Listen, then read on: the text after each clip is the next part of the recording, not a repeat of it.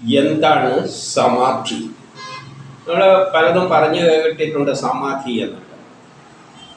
പക്ഷേ യഥാർത്ഥത്തിൽ എന്താണ് സമാധി എന്നല്ല അറിയേണ്ടെങ്കിൽ നമ്മൾ വേദ പുരാണ ഉപനിഷത്തുക്കളിലാണ് പോകേണ്ടത്. അതിൽ വേദത്തിൽ കാര്യമായിട്ടൊന്നും സമാധിയെ പറ്റിയൊന്നും പറയുന്നില്ല. എവിടെയെങ്കിലും എന്തൊക്കെ കണ്ടെങ്കിലായി, അത്രയേ ഉള്ളൂ. പക്ഷേ വിസ്തരിച്ച് പറയുന്നത് ഉപനിഷത്തിലും പുരാണ കഥകളിലുമാണ് പറയുന്നത്. സമാധി എന്ന് പറയുന്നത് ബ്രഹ്മസാക്ഷാത്കാരം തന്നെയാണ്. അതായത് ഈ ഭൗതിക ലോകങ്ങളെല്ലാം ഉപേക്ഷിച്ചിട്ടും ഇതെല്ലാം മായയാണ്, ഇതായിട്ട് ഒരു ബന്ധവും, ഇതെല്ലാം മായയാണ്, ഇതെല്ലാം മാഞ്ഞു പോകുന്നതാണ്. യഥാർത്ഥത്തിൽ ശാശ്വതമായിട്ടുള്ള ആ ബ്രഹ്മമേ ഉള്ളൂ. അപ്പം ഈ കാണുന്നതെല്ലാം വെറുതെ മായാണ്. അതിലെല്ലാം താല്പര്യം നശിച്ചിട്ട് ബ്രഹ്മത്തിൽ പോയി ആർക്ക് ലയിക്കാൻ കഴിയുമോ അതാണ് സമാധി എന്ന അവസ്ഥ. പക്ഷെ അതെല്ലാവർക്കും ഒന്നും പോകാൻ പറ്റില്ല. കാരണം മനുഷ്യനെ സൃഷ്ടിക്കുന്നത് ഒരു ലക്ഷ്യം വെച്ചിട്ടാണ്. അവനെ കൊണ്ട് കുറേ കർമ്മങ്ങൾ ചെയ്യിക്കാനാണ്.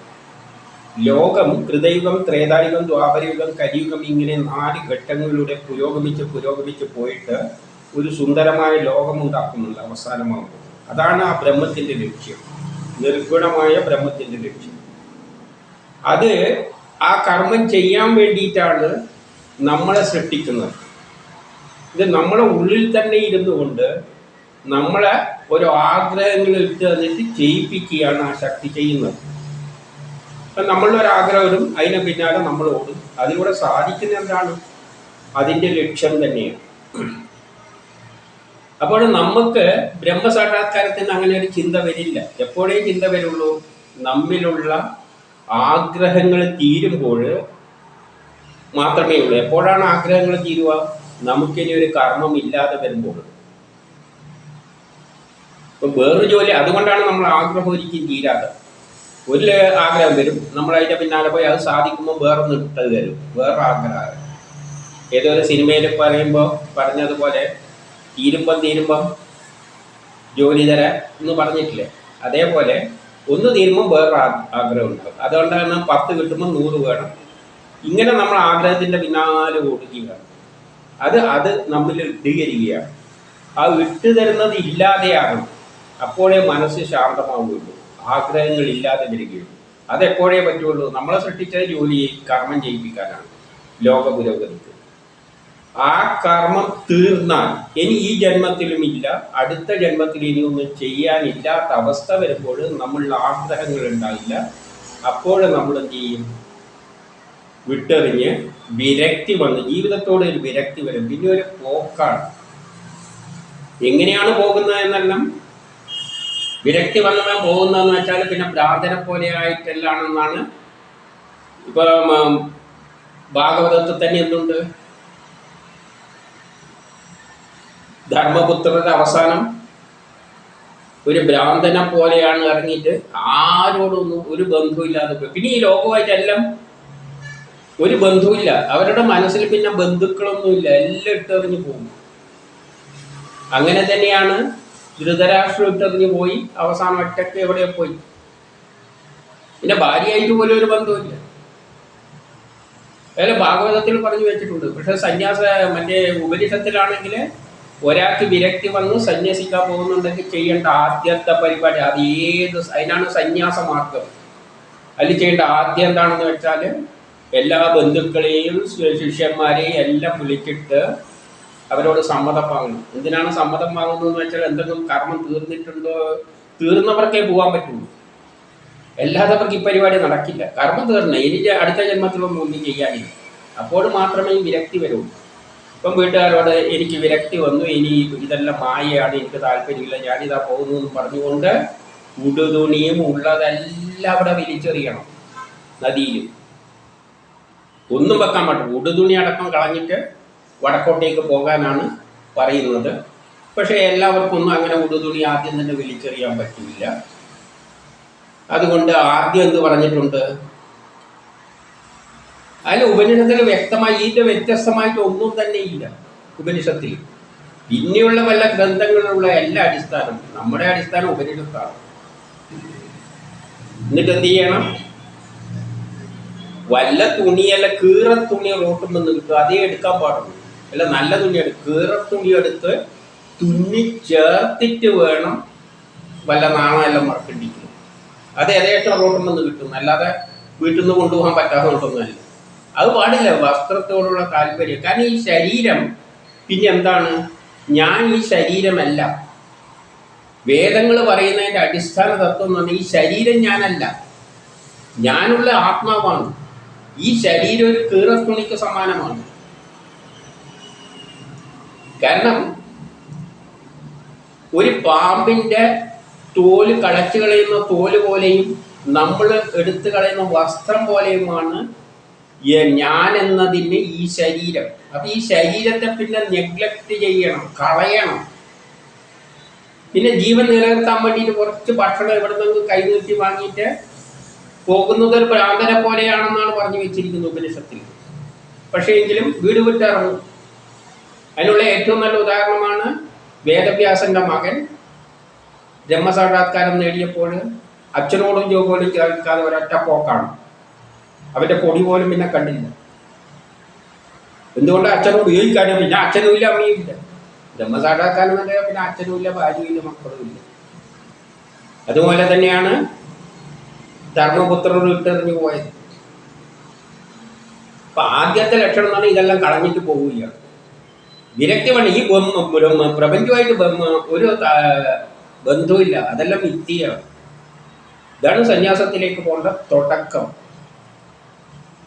അപ്പൊ ഇങ്ങനെയെല്ലാം പറയുമ്പോൾ എല്ലാവർക്കും ഇതിനെ പറ്റില്ല. പക്ഷേ വേദത്തില് വേറൊരു വഴിയും പറഞ്ഞിട്ടുണ്ട്. അഷ്ടാംഗയോഗം 8 ക്രമത്തിൽ ആചരിച്ചുകൊണ്ട് നമുക്കെന്ത് ചെയ്യാം? വേണമെങ്കിൽ കൃത്രിമമായിട്ട് ആ ഒരവസ്ഥയിലേക്ക് എത്തിച്ചേരാം. എങ്ങനെ? കൃത്രിമമായിട്ട് യോഗയെല്ലാം പ്രാക്ടീസ്, അതിനുള്ള ചില ആസനങ്ങളെല്ലാം ഉണ്ട്. കൃത്രിമമായിട്ട് വിരക്തി ഉണ്ടാക്കിയെടുക്കുകയാണ്. അതും ആ ശക്തി വിചാരിച്ചവർക്കേ നടക്കുള്ളൂ. ആ പോട്ടെ. അങ്ങനെ ഉണ്ടാക്കേണ്ടവർക്ക് 8 നിയമങ്ങളുണ്ട്. യമം, നിയമം, ആസനം, പ്രാണായാമം, പ്രത്യാഹാരം, ധ്യാനം, ധാരണ, അവസാനം എന്തായി മാറും? സമാധി. ആ ബ്രഹ്മസാക്ഷാത്കാരം നേടും. അപ്പൊ ബ്രഹ്മസാക്ഷാത്കാരം നേടുന്നതാണ് ലക്ഷ്യം. അത് അഷ്ടാംഗ യോഗത്തിലൂടെ കൃത്രിമമായിട്ട് ഉണ്ടാക്കിയെടുക്കാം. ആ കൃത്രിമമായി ഉണ്ടാക്കിയെടുക്കുമ്പോഴും അടിസ്ഥാന തത്വം എന്താണ്? ഈ പ്രപഞ്ചം മിഥ്യയാണ്, അതിലെനിക്ക് താല്പര്യമില്ല, എനിക്ക് ബന്ധുമിത്രാദികളും ഒന്നും തന്നെ ഇല്ല. വിരക്തി വരണം. അപ്പൊ ആദ്യം യമം എന്ന് പറയുന്നത് തന്നെ കുറേ നിയമങ്ങളുണ്ട്. ഓരോ പടിപടിയായിട്ട് അത് നമ്മളെ യോഗാഭ്യാസവും ബ്രീത്തിങ് എക്സസൈസും കോൺസെൻട്രേറ്റഡും മെഡിറ്റേഷനും എല്ലാം കൂടിയിട്ട് അങ്ങനെ എത്തിച്ചേരുന്നതാണ്. അതുകൊണ്ട് ധൃതരാഷ്ട്രർ അവിടെ പോയിട്ട് യോഗാസനം ചെയ്തിട്ടാണ് ബ്രഹ്മസാക്ഷാത്കാരം നേടിയതെന്ന് പറഞ്ഞു വെച്ചിട്ടുണ്ട്. പക്ഷേ ധർമ്മപുത്രർക്ക് അങ്ങനെയല്ല. ധർമ്മപുത്രരെ എല്ലാവരും ബ്രാഹ്മണനെ പോലെ ഇട്ടെറിഞ്ഞ് ഒരൊറ്റ പോക്കാണ്. കാരണം അതുപോലെ വേദവ്യാസന്റെ മകനും അങ്ങനെ പോക്കാണ്. കാരണം വിരക്തി വന്നവർക്ക് ഇനി ഇതിൻ്റെ ഒന്നും ആവശ്യമില്ല, ഒരൊറ്റ പോക്കങ്ങ് പോകാം, ബന്ധുക്കളെ ഉപേക്ഷിച്ചൊരു പോക്ക് പോകാം. പക്ഷേ ധൃതരാഷ്ട്രക്ക് അങ്ങനെയല്ലല്ലോ. വിതുരർ നിർബന്ധിച്ചിട്ട് പിടിച്ചു കൊണ്ടുപോയ മാതിരിയാണ് ഉപദേശിച്ചിട്ട്. അപ്പോൾ അങ്ങനെ എന്തെല്ലാം ചെയ്യേണ്ടി വന്നു? കുറേ ആസനങ്ങളെല്ലാം ചെയ്തിട്ടെല്ലാണ്, ഒരേ നിൽപ്പെല്ലാം നിന്നുകൊണ്ടാണ് ആ ബ്രഹ്മസാക്ഷാത്കാരം നേടിയത്. അപ്പം അതിനുള്ള വഴിയും പറഞ്ഞു തന്നിട്ടുണ്ട്. അങ്ങനെയും വേണമെങ്കിൽ സാധിക്കാം. അങ്ങനെയുള്ളതാണ് ഈ ഇത്രയും ഘട്ടങ്ങൾ കടന്നിട്ടേ അവിടെ എത്താൻ പറ്റുള്ളൂ. പക്ഷേ അതിൽ യമത്തിൽ ഒന്ന് പറയുന്നത് ദയയാണ്. അപ്പൊ ഈ പറയുന്നതെല്ലാം ക്രമത്തിൽ ഉണ്ടാക്കിയെടുക്കാൻ ശ്രമിക്കുകയാണ്. ഒന്ന് പറയുന്നത് ആ യമത്തിൽ തന്നെ 10 നിയമങ്ങളെല്ലാം ഉണ്ട്. യമം, ആദ്യത്തെ യമമാണ് 8. ആ യമത്തിൽ തന്നെ 10 നിയമങ്ങളുണ്ട്. അതിൽ ഒന്ന് ദയയാണ്. ദയ എന്ന് പറഞ്ഞാൽ എല്ലാ ജീവികളും തന്നെ പോലെയാണെന്ന് കരുതി മനസ്സ് കൊണ്ടോ വാക്കുകൊണ്ടോ ശരീരം കൊണ്ടോ അവയോട് ആത്മീയ ബന്ധം കാണിക്കുകയാണ് ദയ. അതായത് നേരത്തെ പറഞ്ഞ വരി എല്ലാത്തിലും ബ്രഹ്മത്തെ ദർശിക്കണം. വേദത്തിൻ്റെ അടിസ്ഥാന തത്വം കാണുന്ന ജീവജാലങ്ങളെല്ലാം ഇത് മിഥ്യയാണ്. അച്ഛനെന്ന് തോന്നുന്നത്, അമ്മയെന്ന് തോന്നുന്നത്, അച്ഛനെന്ന് തോന്നുന്നത്, അമ്മയെല്ലാം തോന്നുന്നത് ഭൗതിക ലോകത്തിലുള്ളയാണ്. ഭാര്യ എന്ന് തോന്നുന്നതല്ല. അപ്പൊ അതിലെല്ലാം ബ്രഹ്മത്തെ ദർശിക്കണം. എല്ലാത്തിലും ബ്രഹ്മത്തെയാണ് ദർശിക്കേണ്ടത്. മനുഷ്യരൂപം പോലും ഫ്രണ്ട്സ് എന്നോ ഒന്നും ചിന്തിക്കരുത്. എല്ലാത്തിലും ബ്രഹ്മമാണ്, ഞാനാണ്. അപ്പൊ അങ്ങനെയുള്ള ഒരു വ്യക്തിക്ക് എൻ്റെ വീട്ടുകാർ, എൻ്റെ ആൾക്കാർ എന്ന് ചിന്തിക്കാൻ, മറ്റുള്ളവരെ ഒന്നും ഇങ്ങോട്ട് അടുപ്പിക്കരുത്, ഇങ്ങനെയുള്ള ചിന്ത ഉണ്ടാകാൻ പാടില്ല. അത് എന്നും പിന്നോട്ട് പറയുന്നുണ്ട്. അതെല്ലാം ഉണ്ടാകുന്നവനൊന്നും ഇതൊന്നും നടക്കുന്ന കാര്യമല്ല. ആത്മസാക്ഷാത്കാരമൊന്നും നടക്കില്ല. അപ്പൊ നമുക്ക് ഒന്നാമത് ഈ കാണുന്ന എല്ലാം ബ്രഹ്മമായിട്ട് കാണുമെന്ന് പറഞ്ഞാൽ അത് തന്നെ പറയുമ്പോൾ തന്നെ മനസ്സിലാക്കണം, ഇത് കോടിക്കണക്കിന് വിരക്തി വന്ന ഒരു വ്യക്തിക്കേ അത് പറ്റുള്ളൂ. അത് നടക്കുന്ന കാര്യമല്ല. എല്ലാവരിലും ഉപേക്ഷിച്ചിട്ട് പോകാനൊന്നും നടക്കുന്ന കാര്യമില്ല. എങ്ങനെ പറ്റും? നമുക്ക് ഉടുതുണി അടക്കം ഇവിടെ ഉപേക്ഷിച്ചിട്ട് പോകാൻ പറ്റും? എത്രയാൾക്ക് പറ്റും? അപ്പോഴാണ് ഇതാണ് ദയ. എല്ലാ ജീവികളും തന്നെ പോലെയാണെന്നുള്ളത്. എല്ലാം ഞാനാണ്, എല്ലാം ഞാനാണ്, ബ്രഹ്മമാണ്, എല്ലാം ബ്രഹ്മമാണ്, എല്ലാ ജീവികളും ബ്രഹ്മമാണ്, ഞാൻ എല്ലാറ്റിലുമുണ്ട് കരുതി മനസ്സുകൊണ്ടോ വാക്കുകൊണ്ടോ ശരീരം കൊണ്ടോ അവയോട് ആത്മീയ ബന്ധം കാണിക്കുകയാണ് ദയ. അപ്പൊ എല്ലാവരും അയൽവാക്കാരുണ്ടെങ്കിൽ അവരെല്ലാം ഞാൻ തന്നെയാണ്. മകനോ സഹോദരനോ എല്ലാം ഉണ്ടെങ്കിൽ അതെല്ലാം ഞാൻ തന്നെയാണ്. അവരുമായിട്ട് ഒരു രണ്ടായിട്ട് അവൻ ഇവൻ എന്ന് കണ്ടാൽ തന്നെ അതൊന്നും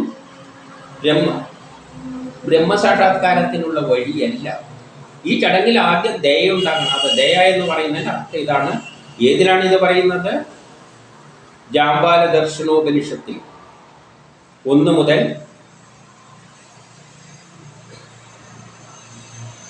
ആദ്യത്തെ 1 മുതലുള്ള 15 വരെയുള്ളതിലാണ് ഇത് പറയുന്നത്. ജാബാല ദർശനോപനിഷത്തിൽ എല്ലാറ്റിലും എന്നെ കാണാൻ ശ്രമിക്കുക. ബ്രഹ്മത്തെ, എന്നെ എന്ന് പറഞ്ഞാൽ ബ്രഹ്മം, ഞാൻ ബ്രഹ്മമാകാൻ പോവുകയാണ്. ബ്രഹ്മമാകുന്നതിനെക്കാട്ടി മുമ്പ് തന്നെ എല്ലാം ബ്രഹ്മമായിട്ട് ഒരു വ്യത്യാസവും കാണാൻ പാടില്ല. പിന്നെ 16 എന്ത് പറയുന്നു? 1 മുതൽ 15 വരെയാണ് ജാബാല ദർശനോപനിഷത്തിൽ പ്രഥമ 1-ാം ഖണ്ഡത്തിൽ. 16 എന്ത് പറയുന്നു? പുത്രൻ, കളത്രം, ശത്രു, മിത്രം എന്നിവയിൽ സമാന ഭാവം കാണുക. പുത്രനായാലും കളത്രമായാലും ശത്രുവായാലും മിത്രമായാലും അയൽക്കാരിലും എല്ലാം സമാന ഭാവം കാണാൻ പറ്റണം. അല്ലാതെ എനിക്കതിനകത്ത് വരാം, എൻ്റെ അടുത്ത് വരാം, മറ്റവൻ ഇങ്ങോട്ട് കയറ്റരുത് ഇന്നൊന്നും പറയാൻ യോഗയിലൂടെ. മറ്റുള്ളവരാണെങ്കിൽ, മറ്റേ സന്യാസമാണെങ്കിൽ വിരക്തി വന്ന ഒരൊറ്റ പോക്കാണ്. പിന്നെ ഈ കച്ചവടത്തിനേ ഇല്ല. പിന്നെ കൃത്രിമമായിട്ട് യോഗ ചെയ്യുന്നവർക്കെല്ലാം ചെറിയ അഡ്ജസ്റ്റ്മെന്റ് ഉണ്ടാവില്ല. ആദ്യമെല്ലാം കുറച്ച് അഡ്ജസ്റ്റ്മെന്റ് ഉണ്ടാവും. പക്ഷെ ചെയ്യേണ്ടത് ശത്രുവായാലും മിത്രമായാലും എല്ലാം സമാനമായി കാണാൻ പഠിക്കണം. അത് പഠിച്ചെങ്കിലേ ബ്രഹ്മസാക്ഷാത്കാരം നേടുള്ളൂ. അല്ലാതെ എൻ്റെ ആൾക്കാർ, എൻ്റെ മറ്റേത് അയൽവക്കക്കാർ എന്നെല്ലാം ചിന്തിക്കാൻ തുടങ്ങിക്കഴിഞ്ഞാൽ ആദ്യത്തെ 10 യമനിയമങ്ങളിൽ തന്നെ പൊളിഞ്ഞു. നടക്കുന്ന കാര്യമില്ല. പിന്നെ അങ്ങോട്ട് പോയിട്ട് കാര്യമില്ല. പിന്നെ 20 മുതൽ 25 എന്ത് പറയുന്നു? ദേഹത്തിനും ആത്മാവിനും ഉള്ളിലുള്ള ജ്ഞാനം കൈവന്നാൽ, ദേഹത്തിനും ആത്മാവിനും ഉള്ളില്, അപ്പൊ ഇതിൻ്റെ ഉള്ളിലുള്ള ജ്ഞാനം നേടണം. കൈവന്നാൽ പിന്നെ പരിശുദ്ധമാക്കാൻ ഒന്നുമില്ല. ആ ജ്ഞാനം കിട്ടണം. ഞാനാണ് ബ്രഹ്മം എന്ന്, ഞാൻ ബ്രഹ്മമാണ്, ഈ ശരീരമല്ല ആത്മാവുമല്ല, എല്ലാം ബ്രഹ്മമാണ് എന്ന ഒരു മാനസിക അവസ്ഥ വന്നാൽ പിന്നെ ഒന്നും ശുചിയാകണ്ട, കുളിക്കുകയും വേണ്ട, നടക്കുകയും വേണ്ട. അതുകൊണ്ടാണ് ഭ്രാന്തരെ പോലെ കുളിക്കാതെ നടക്കാതെ പോകും എന്ന് പറഞ്ഞ സന്യാസിമാര്. വിരക്തി വന്നു പോകുന്നവരാണ്, ആ വഴിക്കാണ് സന്യാസം എന്ന് പറയുന്നത്. അല്ലാതെ സന്യാസം എന്നുള്ള നിലയിലല്ല. വിരക്തി വന്നിട്ട് ആ ബ്രഹ്മസാക്ഷാത്കാരം വരെയുള്ള ആ വഴിക്ക്, ആ ഒരു ഇതിനാണ് സന്യാസം എന്ന് പറയുന്നത്. അപ്പോൾ എന്തു പറ്റും? സ്നാനം വന്നാൽ പിന്നെ പരിശുദ്ധമാക്കാൻ ഒന്നുമില്ല. അവന് പിന്നെ ഈ ലോകത്തിൽ ഒരു കർമ്മവും ചെയ്യാനില്ല. പല്ല് തേക്കേണ്ട ആവശ്യം പോലും അവനില്ല. ഈ ലോകത്തിലല്ല 3 ലോകത്തിലും ഒന്നുമില്ല എന്നാണ് ഇവിടെ പറഞ്ഞിരിക്കുന്നത്. ഏത് ജാബാലദർശനോപനിഷത്തില് 3 ലോകം എന്ന് പറഞ്ഞാൽ ഇനി മരിച്ചിട്ട് വേറെയാണെങ്കിലും ജനിക്കുക എന്ന് വെച്ചാൽ അവിടെയും ഇല്ല. അതായത് ഇനി പുനർജന്മം ഇല്ലാത്തവന് മാത്രമേ ഇത് സാധിക്കൂ. അങ്ങനെയുള്ളവൻ ഇവിടെ ഒരു കർമ്മവും ചെയ്യാനില്ല. ആകെ പോകുന്ന അങ്ങനെ നടക്കും. ഇടയ്ക്ക് ചിലപ്പോൾ ആദ്യം കുളിക്കും, പിന്നെ കുളിയും ഉണ്ടാവില്ല. എവിടെ നിന്ന് ആദ്യം വിശക്കുമ്പോൾ ആരെങ്കിലും കൈ നീട്ടിയാൽ അത് തിന്നു, അതേ കഴിക്കും. ഒരു വീട്ടിൽ താമസിച്ചുകൂടാന്ന് പ്രത്യേകം പറഞ്ഞു വെച്ചിട്ടുണ്ട്. പക്ഷേ സന്യാസ യോഗത്തിലാവുമ്പോൾ അതിന് കുറച്ച് ഇളവെല്ലാം ഉണ്ട്. ഏതില്? ഈ അഷ്ടാംഗ യോഗത്തിൽ. കാരണം അത് കൃത്രിമമായിട്ട് ഉണ്ടാക്കിയെടുക്കുന്നതാണല്ലോ. അപ്പോൾ അതിന് കുറച്ച് ഇളവുണ്ട്. എന്നിട്ട് 2ാം ഖണ്ഡത്തിൽ എന്താ പറയുന്നതെന്ന് വെച്ചാൽ 1 മുതൽ 7 വരെ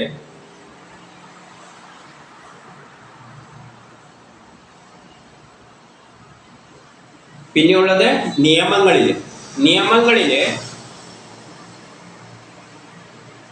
വ്രതങ്ങളാൽ ശരീരം ക്ഷീണിപ്പിക്കുന്നതാണ് തപസ്. പിന്നെ ശരീരത്തെ കളയാൻ ശ്രമിക്കുക. തപസ് എന്ന് പറയുന്നത് ശരീരത്തെ കളയാൻ ശ്രമിക്കുക.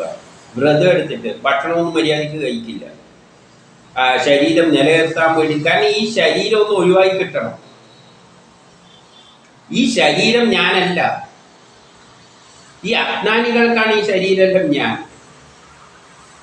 ഒരു ബ്രഹ്മസാക്ഷാത്കാരത്തിന് പോകുന്ന ഈ ശരീരമെല്ലാം മായയാണ്. നമ്മളെ അതിൻ്റെ പുറത്തെടുത്തിരിക്കുന്ന ഒരു ഉടുപ്പ് മാത്രമാണ് ആ ബ്രഹ്മത്തിൻ്റെ.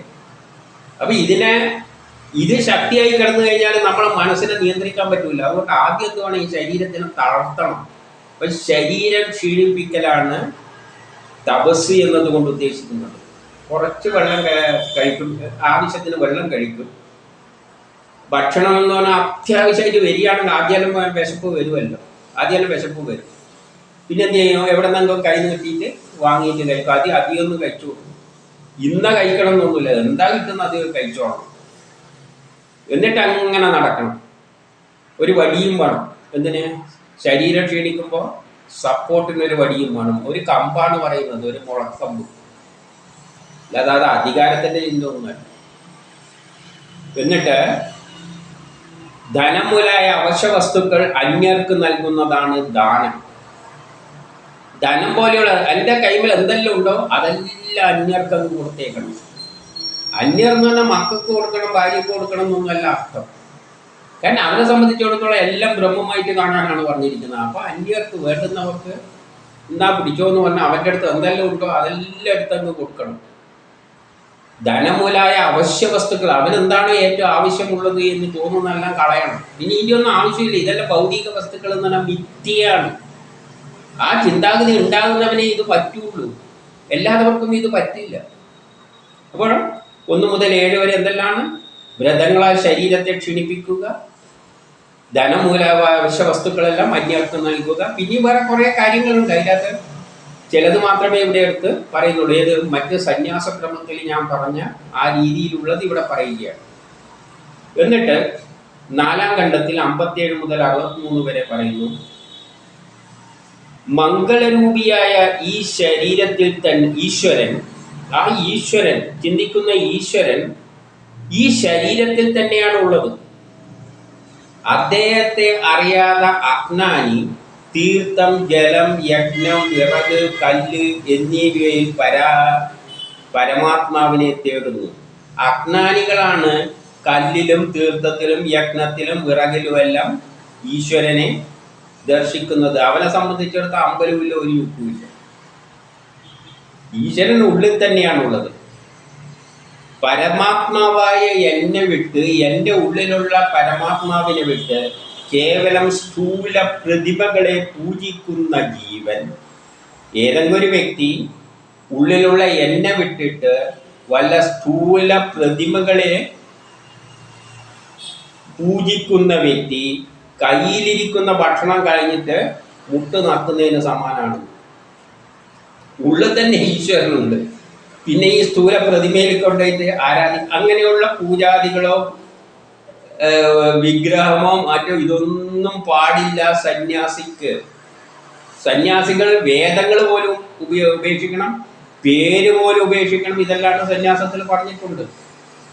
നമ്മുടെ പേരും കുലത്തിനും ഒന്നുമില്ല. ഞാൻ ബ്രഹ്മമാണ്, അതെല്ലാം മിഥ്യയാണ്, കളയണം. എന്നിട്ടോ 5-ാം ഖണ്ഡത്തിൽ 1 മുതൽ 5 വരെ പറയുന്നു, പർവ്വത പ്രദേശം, നദീതീരത്തിലോ ഏകാന്തമായ വനപ്രദേശത്തോ, ഇതെല്ലാം മറ്റേ സന്യാസിക്ക് പറഞ്ഞു തന്നെയാണ്, വൃക്ഷച്ചുവട്ടിലോ പരിശുദ്ധമായ സ്ഥലത്ത് ആശ്രമം തീർത്ത് അവിടെ കറയണം. ആശ്രമം എന്ന് പറഞ്ഞാൽ വലിയ ഇന്നത്തെ ആശ്രമം അല്ല ഉദ്ദേശിക്കുന്നത്, അവര് താമസിക്കാനുള്ള ഒരു ചെറിയ കുടില് പോലെ കെട്ടുക. ആശ്രമം എന്ന് പറഞ്ഞാൽ അത്രയും ഉണ്ടാവും, എന്തെങ്കിലും കമ്പെല്ലാം വെച്ച് കെട്ടിയിട്ട് അതിൻ്റെ അകത്ത്. ആശ്രമം എന്നെല്ലാം പറയുമ്പോൾ നമ്മളിന്ന് പറഞ്ഞാൽ ലക്ഷങ്ങളുള്ള ആശ്രമങ്ങളെ പറ്റിയല്ല ചിന്തിക്കുന്നത്.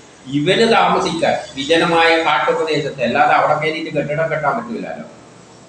അപ്പൊ ആരും ശല്യം ചെയ്യാത്ത സ്ഥലത്ത് നല്ല സ്ഥലം എടുക്കണം. എന്നിട്ട് ഒരു കമ്പെല്ലാം നാട്ടി ഒരു കുടിലുമാരി കെട്ടി, അതിനാണ് ആശ്രമം കൊണ്ട് ഉദ്ദേശിക്കുന്നത്. അവിടെ കഴിയണം, ഒറ്റക്ക് കഴിയണം. ഉപനിഷത്ത് ബാക്കി എല്ലാം പറയുന്നത് സന്യാസത്തിലേക്ക് ഇരുന്നവർ ആദ്യം തന്നെ വീട് വിട്ട് ഇറങ്ങണം. ഒരു വീട്ടിലും ഒരു ദിവസം, കാരണം വേദവ്യാസന്റെ മകൻ ഭാഗവതത്തിൽ പറഞ്ഞിട്ടുണ്ട്, സുഖദേവ്, അവന്റെ പ്രത്യേകത എന്താണെന്ന് വെച്ചാൽ ഒരു വീട്ടിലും ഒരു പശുവിനെ കറക്കുന്നതിൽ അധികം സമയം നിൽക്കില്ല എന്നാണ്. അത്ര നിൽക്കാൻ പാടില്ല, ഒരു വീട്ടിലും നിൽക്കാൻ പാടില്ല. ഇവിടെ പിന്നെ എന്തിനാണ് ഈ ആശ്രമം കെട്ടാൻ പറഞ്ഞത്? എന്തിനാണ്? ഇത് യോഗാഭ്യാസത്തിലൂടെയാണ് ഉണ്ടാക്കിയെടുക്കുന്നത്. അപ്പോൾ ഒരു തീരെ താമസിക്കാതെ ഇതെല്ലാം ചെയ്യാൻ പറ്റും. അതുകൊണ്ട് വിജനമായ ഒരു ശല്യമില്ലാത്ത സ്ഥലത്ത് പിന്നെ എന്തെല്ലാം ഉണ്ട്, കുറേ ആസനങ്ങളുണ്ട്. ഇതെല്ലാം പിന്നെ മെഡിറ്റേഷൻ, ഇതെല്ലാം ചെയ്താലേ ബ്രഹ്മസാക്ഷാത്കാരം കിട്ടും. അതിന് ആര് ശല്യം ചെയ്യാതെടുത്തേ മെഡിറ്റേഷൻ ചെയ്യാൻ പറ്റും. അല്ലാതെ ആളെ വീട്ടിൽ ബഹളമുള്ളെടുത്തോണ്ടേക്ക് മെഡിറ്റേഷൻ എങ്ങനെയാണ് ചെയ്യുന്നത് ഒന്ന് ആലോചിച്ച് നോക്കി. അതിനാണ് വിജന സ്ഥലത്ത്, ആരും ശല്യം ചെയ്യാത്ത സ്ഥലത്ത്, നിരപ്പായ സ്ഥലത്ത് ഒരു കുടില് കെട്ടിയിട്ട്. കാരണം ഇതിനെ കുടില് പറഞ്ഞിട്ടുള്ളൂ. മറ്റേ ശരിയായ സന്യാസത്തിന് വിട്ടെറിഞ്ഞു പോകണം. വല്ല നദീതീരത്തിലോ എവിടെയും കിടക്കാൻ ഇഷ്ടംമാതിരി സ്ഥലം കിട്ടും. വസ്ത്രം വേണമെങ്കിൽ നിങ്ങൾക്ക് കീറിയ തുണികളെല്ലാം ഇവിടെ നിന്നല്ലോ റോട്ടുമ്പിലെല്ലാം കിട്ടും, ഇഷ്ടംമാതിരി കിട്ടും. പിന്നെ കിടക്കാൻ സ്ഥലമാണെങ്കിൽ കടൽ തീരം വരെയുള്ള ഇഷ്ടംമാതിരി ഉണ്ട്. പിന്നെ ഭക്ഷണമാണെങ്കിൽ ആരോടൊന്നും ചോദിച്ചാൽ എവിടെ നിന്നെല്ലാം എന്തെങ്കിലും കിട്ടും. പിന്നെ സന്യാസിക്ക് ഇതിനാ ദുഃഖം എന്നാണ് ചോദിച്ചത്. പക്ഷെ ഇത് കൃത്രിമമായിട്ട് അഷ്ടാംഗ യോഗത്തിലൂടെ ഉണ്ടാക്കിയെടുക്കുന്ന, ഇത് കഴിഞ്ഞിട്ട് കുറേ ആസനങ്ങളെല്ലാം ഉണ്ട്. അതിനാണ് ഈ ആശ്രമം കെട്ടണം എന്ന് പറയുന്നത്. അപ്പോൾ എന്ത് വേണം? വിജനമായ സ്ഥലത്ത് ഒറ്റക്ക്. അപ്പോൾ വീട്ടിൽ നിന്ന് ഇറങ്ങണം, എന്നിട്ട് അവിടെ പോയിരിക്കണം. പിന്നെ ഇതല്ലേ ഏതിലേ പറയുന്നുള്ളൂ? രണ്ടാമത്തേ ആയുള്ളൂ. നിയമമേ എത്തിയുള്ളൂ. നിയമത്തിലായാലും 1-2 പറഞ്ഞുള്ളൂ. അതിൻ്റെ ഇടയ്ക്ക് കുറേ ചിട്ടകളെല്ലാം പറയുന്നുണ്ട്. അതൊന്നും ഇവിടെ പറയുന്നില്ല. പ്രാധാന്യമുള്ളത് മാത്രം പറയുകയാണ്. ബാക്കി ആ ബുക്കിലുണ്ട്. പിന്നെ യൂട്യൂബിലൂടെ അപ്ലോഡും ചെയ്യുന്നുണ്ട്. എന്ത് ജാമ്പാല ദർശനോപനിഷത്തെല്ലാം അപ്ലോഡ് ചെയ്തിട്ടുണ്ട്. അതിൽ വായിക്കാവുന്നതേ ഉള്ളൂ. പക്ഷെ ഇപ്പം സമാധിയെ പറ്റി പറയാൻ വേണ്ടിയിട്ട് ഇതിൽ ഇതുമായിട്ട് ബന്ധപ്പെട്ട മാത്രം എടുക്കുകയാണ്. അപ്പം വീടെല്ലാം വിട്ട് ഏതെങ്കിലും ഒരു സ്ഥലത്ത് നിന്നിട്ട് പിന്നെ പ്രാണായാമം, പലതരം ആസനങ്ങളുണ്ട്. ചില ആസനങ്ങൾ എന്നെല്ലാം പറഞ്ഞാൽ നാൾ വലിച്ചിട്ട് ഇങ്ങോട്ട് പിന്നോട്ടേക്ക് കൊണ്ടുപോകുന്ന പരിപാടിയെല്ലാം ഇതെല്ലാം ചെയ്യാനാണ് അവിടെ പറഞ്ഞു വെച്ചിരിക്കുന്നത്. എന്തിന്? ഈ അവസ്ഥയിലേക്ക് എത്താൻ വേണ്ടിയിട്ട്. അങ്ങനെ ചുളുവിലൊന്നും എത്തൂല്ല, വളരെ പാടാണ്. എന്നിട്ട് 10-ാം ഖണ്ഡത്തിൽ എന്ത് പറയുന്നു? 1 മുതൽ 13 വരെ ലോകവുമായുള്ള ബന്ധങ്ങളെ വിച്ഛേദിക്കുന്ന സമാധിയെ പറ്റി ഇനി പറയാം. പിന്നെ ഈ ലോകവുമായിട്ട് ഒരു ബന്ധവുമില്ല.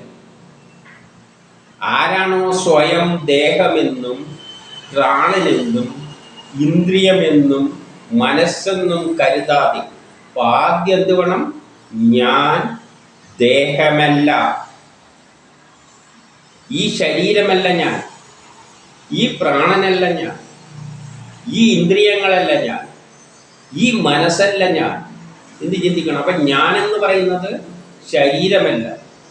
അങ്ങനെ കരുതുന്ന ഒരു വ്യക്തിക്ക് പിന്നെ ഞാൻ മരിച്ചു കഴിഞ്ഞാൽ എൻ്റെ ശരീരം ഇങ്ങനെയെല്ലാം കൊണ്ടുപോയിട്ട് ഇന്നെടുത്ത് നദിയിൽ ഒഴുക്കണം, ഇന്ന സ്ഥലം. കാരണം ഈ ശരീരം ഞാനല്ല. പിന്നെ ഇത് കൊണ്ടുപോയിട്ട് ഒഴുക്കാൻ പറയുന്നത് എന്തിനാണ്?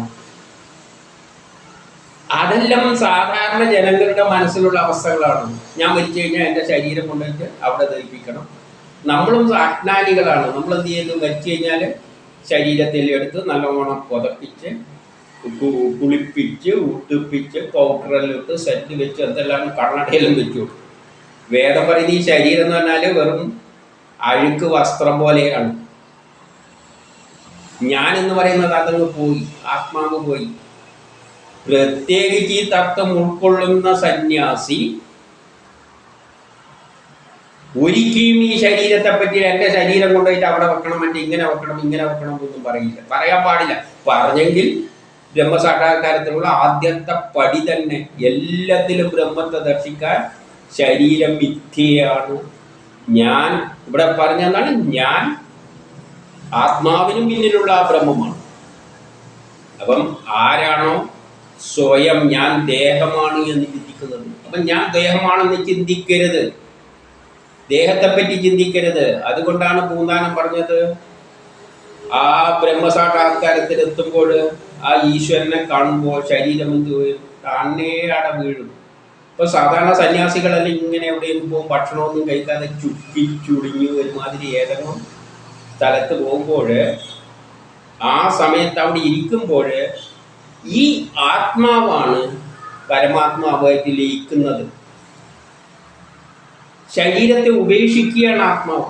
ഇതൊരു വേസ്റ്റ് സാധനം വരി കളയുകയാണ്. അതാണ് ദേഹം ഒരിടത്ത് പതിക്കുന്നു എന്ന് പറഞ്ഞാൽ ശരീരം എവിടെയാ കിടക്കുന്നിടത്ത് അങ്ങ് വീഴും, അവിടെ കിടന്ന് ചുക്കിച്ചെളിഞ്ഞിട്ട് ഉണങ്ങി അങ്ങ് പോകും. പിന്നെ സന്യാസിന്റെ ശരീരം നോക്കിയിട്ട് ആരും നടക്കലില്ല.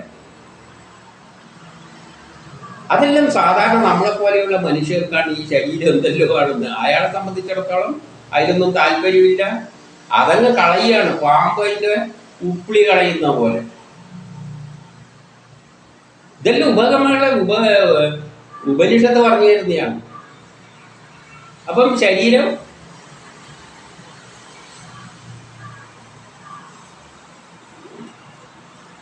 എന്നിട്ട് ആരാണോ സ്വയം ദേഹമെന്നും പ്രാണനെന്നും ഇന്ദ്രിയമെന്നും മനസ്സെന്നും കരുത, ഈ മനസ്സ് പോലും ഞാനല്ല കരുതാതെ സാക്ഷി സ്വരൂപത്തിൽ സ്ഥിതി ചെയ്യുന്നു. നമ്മുടെ ഉള്ളിലൊരു സാക്ഷിയായിട്ട് ഒന്നിൽ ഇടപെടാതെ ആ ഈശ്വരൻ എന്ന ശക്തി നിൽക്കുന്നുണ്ട്. സ്വരൂപത്തിൽ സ്ഥിതി ചെയ്യുന്ന പരമാത്മാവിനെ തന്നെ ഞാൻ അതാണ് എന്ന് കാണാൻ ആർക്ക് പറ്റുന്നുവോ അവരുടെ ആ വിധമുള്ള നിശ്ചയദാർഢ്യമുള്ള ബുദ്ധിയെയാണ് സമാധി എന്ന് പറയുന്നത്. അപ്പൊ ആ അവസ്ഥയിൽ എത്തുന്നതിനെയാണ് സമാധി എന്ന് പറയുന്നത്. അപ്പൊ സമാധി എത്തുമ്പോഴേക്ക് ഈ ലോകത്തിൽ ഒന്നുമായിട്ടൊരു ബന്ധവുമില്ല, ബന്ധുക്കളെല്ലാം എപ്പോഴേ ഉപേക്ഷിച്ചു, ഈ ശരീരത്തെ അവസാനം ത്യജിച്ചു.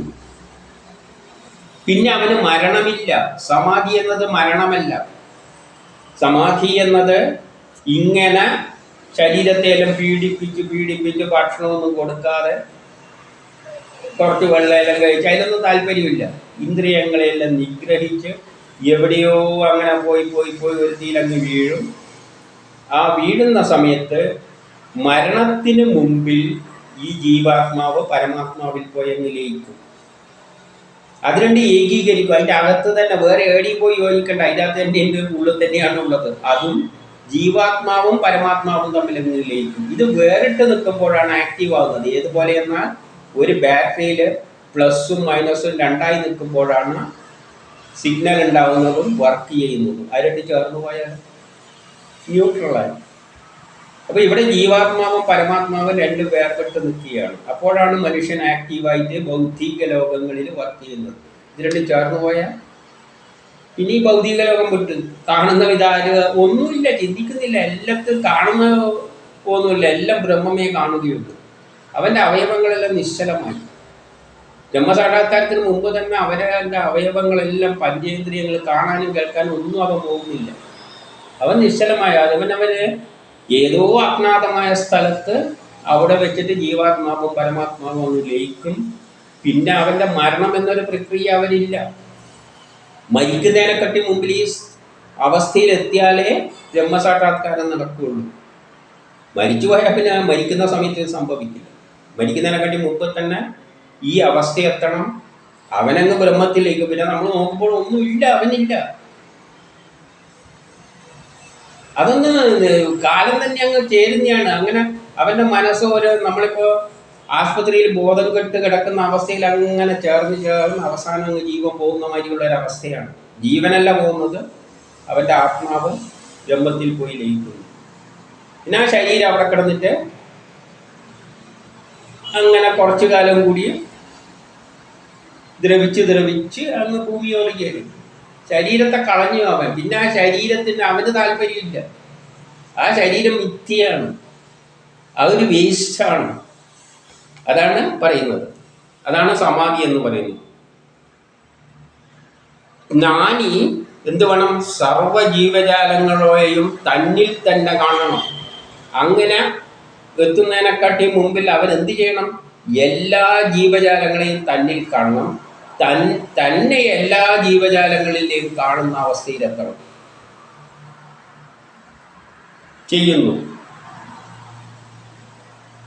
അങ്ങനെയുള്ളവന് എല്ലാം ഞാനാണ്, ഞാനെല്ലാമാണെന്ന് പറഞ്ഞാൽ മറ്റുള്ളവരൊന്നും ഇങ്ങോട്ട് ഇപ്പം കയറ്റണ്ടെന്നൊന്നും പറയാനൊന്നും പറ്റില്ല. കാരണം അവനെ ഒന്നും എൻ്റെ മരിച്ചു കഴിഞ്ഞാൽ അവനെ ഒന്നും എൻ്റെ അടുത്ത് കയറ്റരുത്. മരിച്ചു കഴിഞ്ഞല്ല, അവൻ ഈ 4 അയൽവക്കത്ത് കടത്തേക്കരുത്, ഈ ശരീരത്തിൽ ചേർത്തേക്ക്. പിന്നെ ഈ ശരീരം കൊണ്ടുപോയിട്ട് കുളിപ്പിച്ചിട്ട് മറ്റേ ഗംഗയിലെല്ലാം കൊണ്ട് ഒഴുക്കണം എന്നെല്ലാം പറയുന്നത് അവൻ ഈ ശരീരത്തിനോടുള്ള ആഗ്രഹം വിട്ടിട്ടില്ല, ശത്രുത വിട്ടിട്ടില്ല, അന്യരായി കാണുന്ന സ്വഭാവങ്ങൾ വിട്ടിട്ടില്ല. അങ്ങനെയുള്ളൊരു വ്യക്തിക്കൊന്നും സമാധി എത്താൻ പറ്റില്ല. എന്നിട്ടോ സമാധിസ്ഥൻ പരമാത്മാവുമായി താതാമ്യം പ്രാപിച്ച് തന്നിൽ നിന്നും ഭിന്നമായി ഒരു പ്രാണിയെയും കാണാതിരിക്കുന്ന അവസ്ഥ വരുമ്പോൾ, തന്നിൽ നിന്നും ഭിന്നമായി ഒരു പ്രാണിയെയും കാണാൻ പറ്റാത്ത അവസ്ഥ. താനെന്ന് പറയുമ്പോൾ ഈ വ്യക്തിയല്ല, ഈ മനുഷ്യരൂപമല്ല, താൻ ബ്രഹ്മമാണ്. ഈ ഉള്ളതെല്ലാം ഒരു ബ്രഹ്മമാണ്. അതിന് രൂപവും ഭാവവും ഒന്നുമില്ല. ഈ പ്രപഞ്ചം കാണാൻ പോകുന്നില്ല. അവൻ പ്രപഞ്ചത്തിൽ ഒന്നും കാണാൻ പോകുന്നില്ല. അവൻ്റെ ഇന്ദ്രിയങ്ങളെല്ലാം നിന്നുപോയി, ഫങ്ഷൻ നിന്നുപോയി. ആ അവസ്ഥയിൽ നമ്മൾ ബോധം കെട്ട് കിടക്കുന്ന അവസ്ഥ മാറി ചിന്തിക്കണം. ആ അവസ്ഥ എത്തുമ്പോഴേക്കും അതിന് മുമ്പ് തന്നെ ആ അവസ്ഥയിലായിരിക്കും കുറേ കാലം. പിന്നെയാണ് ആ ബ്രഹ്മം പോയിട്ട് ബ്രഹ്മത്തിൽ പോയി അവൻ്റെ മനസ്സ് മാത്രം അങ്ങനെ ബ്രഹ്മം എന്ന് ചിന്തിച്ചിരിക്കും. എന്നിട്ട് അതിൽ പോയങ്ങ് ലയിക്കും. അപ്പോഴേക്ക് ശരീരത്തിൻ്റെ ഫങ്ഷനിലെ നിന്നു. അവനാകെ അവൻ്റെ ഉപബോധ മനസ്സിൽ ആ ബ്രഹ്മത്തെ മാത്രമേ കാണുന്നുള്ളൂ. അല്ലാതെ ചുറ്റുമൊന്നുമില്ല. അവൻ്റെ അവയവങ്ങളെല്ലാം പണ്ടേ നശിച്ചു. ശരീരത്തെ പീഡിപ്പിക്കുകയാണ് അവൻ ചെയ്യുന്നത്. ഈ ശരീരം എനിക്ക് വേണ്ട, ഇതൊരു ഭാരമാണ്, ഇനി എങ്ങനെയൊന്നും ഒഴിവാക്കണമെന്ന് വെച്ചുകൊണ്ടാണ് ബ്രഹ്മത്തിലേക്ക് നടക്കുന്നത്. ആ ഒരു മാനസികാവസ്ഥയിൽ ചിന്തിക്കണം. അപ്പോൾ സമാധിസ്ഥൻ പരമാത്മാവുമായി താതാമ്യം പ്രാപിച്ച് തന്നിൽ നിന്നും ഭിന്നമായി ഒരു പ്രാണിയെയും കാണാതിരിക്കുന്ന അവസ്ഥ വരുമ്പോൾ അവൻ പരമാത്മ സ്വരൂപത്തിൽ തന്നെയാണ് സ്ഥിതി ചെയ്യുന്നത്. അപ്പോഴാണ് അവൻ ബ്രഹ്മമായിട്ട് മാറുന്നത്. അത് തന്നെയാണ് സമാധി. അത് എല്ലാവർക്കും പറഞ്ഞതൊന്നുമല്ല. ഇതെന്ന് പറഞ്ഞാൽ ഈ പറഞ്ഞുകൊണ്ട് തീർന്നില്ല. ആദ്യം ചെയ്യേണ്ട പ്രധാനപ്പെട്ട ചില ലക്ഷണങ്ങൾ പറഞ്ഞതേ ഉള്ളൂ. പിന്നെ ഈ അവസ്ഥയിൽ എത്തണ്ടെങ്കിൽ അവൻ വേറെ തന്നെ മാറി താമസിച്ചിട്ട് അവിടെ ഇരുന്ന് യോഗാസനങ്ങളെല്ലാം ശീലിക്കണം, മെഡിറ്റേഷൻ ചെയ്യണം. ഇങ്ങനെയെല്ലാം ചെയ്താലേ ബ്രഹ്മസാക്ഷാത്കാരം കിട്ടുകയുള്ളൂ. അത് ഭാഗവതത്തിലും ധൃതരാഷ്ട്ര കടൽ തീരത്ത്, ആരോടും പറയാതെ കടൽ തീരത്ത് പോയി അവിടെ ഭക്ഷണങ്ങളെല്ലാം ഉപേക്ഷിച്ച് വെള്ളം പോലും കഴിച്ചില്ല എന്നെല്ലാം പറയുന്നുണ്ട്. എന്നിട്ട് ഒറ്റ നിൽപ്പിൽ ഒരേമാതിരി തൂണ് കണക്കെന്നുള്ളൂ യോഗാസനങ്ങളെല്ലാം ചെയ്തു. ഇങ്ങനെയെല്ലാം പ്രാക്ടീസ് ചെയ്ത് ഒറ്റ കാര്യമില്ലാതെ ആരോടും മിണ്ടാതെ ഇങ്ങനെ പാടുപറ്റിട്ടാ ബ്രഹ്മസാക്ഷാത്കാരം കിട്ടി. പക്ഷേ ധർമ്മപുത്രർക്ക് അതിൻ്റെ ആവശ്യമുണ്ടായില്ല. വിരക്തി പെട്ടെന്ന് കൃഷ്ണൻ പോയി എന്ന് തോന്നിയപ്പോൾ തന്നെ വിരക്തി വന്നു. ഉടനെ ഒരു ഭ്രാന്തനെ പോലെയല്ലായി കുടിയെല്ലാം വേറ്റി ഇങ്ങനെയെല്ലാം ഇട്ടിട്ട് ഭ്രാന്തനെ പോലെ അങ്ങ് പോയി എന്നാണ് ഒരൊറ്റ പോകും. ബാക്കിയുള്ളവർ പിന്നാലെയും പോയി. അവരോടൊന്നും വിളിച്ചിട്ടൊന്നുമില്ല. ഇവൻ തോന്നി എന്നാൽ പിന്നെ നമുക്കൊന്ന് പിന്നാലെ പോകാം. പിന്നെ ബ്രഹ്മസാക്ഷാത്കാരം നേരുമ്പോൾ ഭാര്യയെ ഒന്നും വിളിച്ചിട്ടൊന്നും പറഞ്ഞിട്ടൊന്നും അല്ല പോയത്. പിന്നെ നമ്മൾ സമാധി എന്ന് പറയുമ്പോൾ ഇതാണ് വേദം പറയുന്ന, ഉപനിഷത്ത് പറയുന്ന സമാധി. പക്ഷേ നമ്മൾ ഓരോ നാട്ടിലെ ആചാരം അനുസരിച്ച് വേണ്ടിയിട്ട് നമുക്ക് പുതിയ രീതികളെല്ലാം ഉണ്ടാവുമായിരിക്കാം. അതൊന്നും ഉപനിഷത്തിൽ പറയുന്ന കാര്യങ്ങളല്ല. ഞാനീ പറഞ്ഞത് ഉപനിഷത്തിൻ്റെയാണ്. മറ്റുള്ള കാര്യത്തിലൊന്നും, മറ്റുള്ള വേറെ വല്ല ഗ്രന്ഥങ്ങൾ ഉപനിഷത്തല്ലാതെ വേദ പുരാണ ഉപനിഷത്തുക്കൾക്ക് ശേഷമുണ്ടായ ഇത് ശ്രുതിയാണ്. ശ്രുതികളനുസരിച്ച് വേറെ എന്തെങ്കിലും ഉണ്ടെങ്കിൽ അതെല്ലാം വേറെ തന്നെയാണ്. സമാധി എന്നെല്ലാം പറഞ്ഞിട്ട് ഇപ്പം ചിലവരെല്ലാം സമാധിയായി എന്ന് പറഞ്ഞാൽ അത് അനുയായികളാണ്. അവർക്ക് യഥാർത്ഥത്തിൽ ശരീരത്തെ പൂജിക്കുന്ന തന്നെ വേദം അംഗീകരിക്കുന്നില്ല. വേദം പറയുന്നത് ഞാൻ ഈ ശരീരമല്ല. മരിച്ചു കഴിഞ്ഞാൽ നമ്മൾ ഈ അജ്ഞാനികളാണ് ഈ ശരീരവും കൊണ്ട് നടക്കുന്നത്. ആത്മാവ് പോയി, ഞാൻ ആ ആത്മാവാണ്, ജീവാത്മാവാണ്, അത് പോയി. ഇത് വെറും ജഡം, ഒരു ഉടുതുണിക്ക് സമാനം, പാമ്പ് കഴിക്കുന്ന ഉപ്പിളിക്ക് സമാനം. പക്ഷേ സാധാരണക്കാരനെ സംബന്ധിച്ചിടത്തോളം ഇതാണ് ശരീരം, ഞാൻ. ആ നിലയിൽ അവരങ്ങ് പോകുന്നു. അത് അവരുടെ മാനസികപരമായ, കാരണം അത് ആ നിലയിലാണ് നമ്മളുള്ളത്. നമ്മൾ ഭൗതിക ലോകത്തിലാണ് ജീവിക്കുന്നത്. അതുകൊണ്ട് നമുക്ക് മറ്റേ നിലയിലൊന്നും ചിന്തിക്കാൻ പറ്റില്ല. നമുക്ക് നമ്മളെ ശരീരത്തെ തന്നെയാണ് അവനായിട്ട് കാണാനും ഞാനായിട്ട് കാണാനും എല്ലാം പറ്റുകയുള്ളൂ. അപ്പം കാരണം നമ്മൾ ഭൗതിക ജീവികളാണ്. പക്ഷെ ഇത് വേദം പറയുന്ന സംഗതി അല്ല. ഈ വേദം പറയുന്നത് കുറച്ച് വളരെ ശാസ്ത്രീയമായ അഡ്വാൻസ്ഡ് ഫോമാണ്. പക്ഷെ ഇതിൽ നിന്നാണ് മറ്റേല്ലാം ഉരുതിരിഞ്ഞ് ഓരോ രൂപത്തിലെല്ലാം പുറത്തേക്ക് വരുന്നത്. അത് പലതരത്തിൽ വന്നുകൊണ്ടേ ഇരിക്കും.